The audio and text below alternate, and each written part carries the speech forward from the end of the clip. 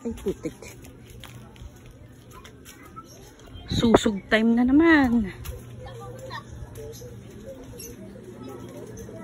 Ito na naman.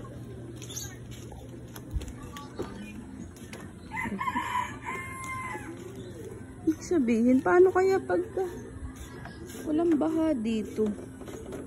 E di ang putik ng dinadaanan. Aray. Malangit-ngit ang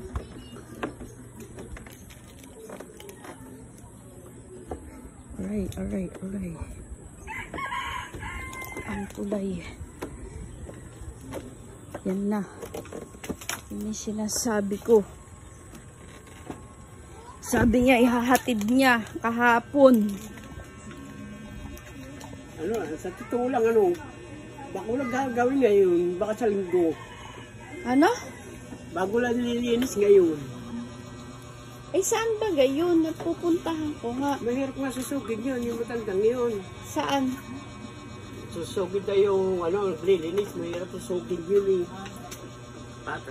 Ay, gawa po na. Nakakalipas na, Ay, gawa na ilang beses na siya nangako kasi. Kaya nga. Sabi ko, pag mapapastuhan na lang namin. Isang linggo. Ibibilisin na namin pareho yun. Ha? Dalawa set. Yung dalawa set na.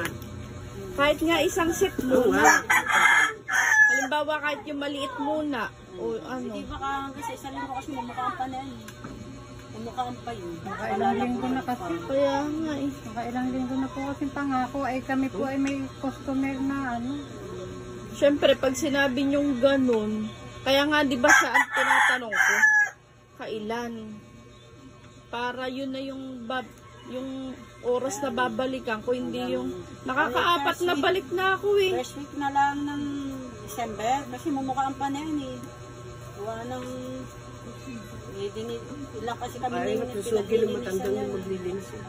Saan ba kayo maglilinis na yun? Ay, hindi din namin alam kung saan nakapwesto yun. Nung bumaha, umalis noon. Nung bumaha, nakikita sulok lang, dyan na. Saka kahit nga susugin na may-ari yun. Katulad mo. Ay, babalik na lanay sa akin, hindi na yung gagawin. Ay, bayad na yun doon. Oo, yung mga krisdaking ko nga. Lipas na krisdaking niya hanggang ngayon.